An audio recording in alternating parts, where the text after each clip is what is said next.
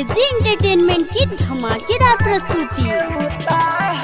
DJ Kanchan Raj, Hajipur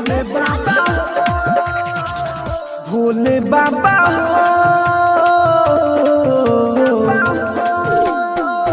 Bhole Baba हो, जाने के होता हमारा शादी। भोले बाबा हो, जाने के होता हमारा शादी।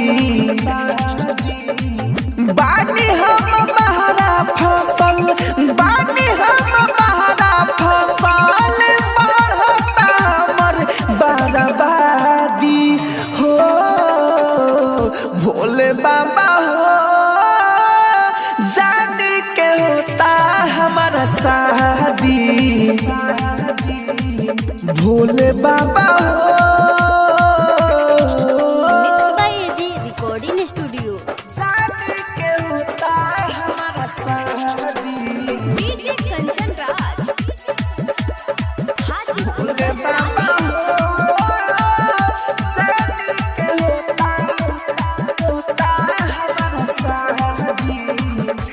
रौरे विचार करी, बड़ी हम प्यार करी, बानी हम रौरे सहारे, न तई पागला मोरी।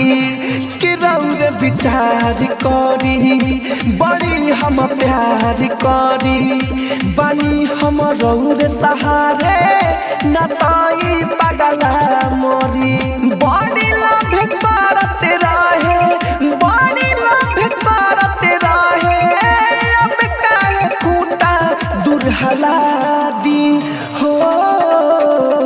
भोले बाबा हो, जाने के होता हमारा शादी।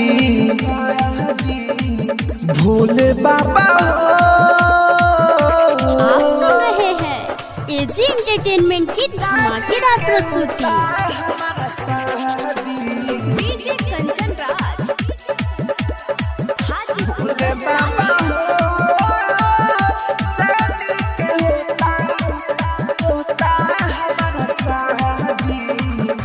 अमित आशिक रोता रे, प्यार अपन खोता रे, राहुल राजधानी बाबा रउए के जोहता रे।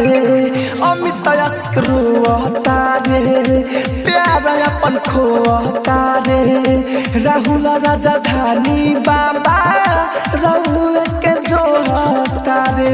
रहल जाई दूर नाही, रहल जाई दूर नाही, हमर के रउए मुआदी हो।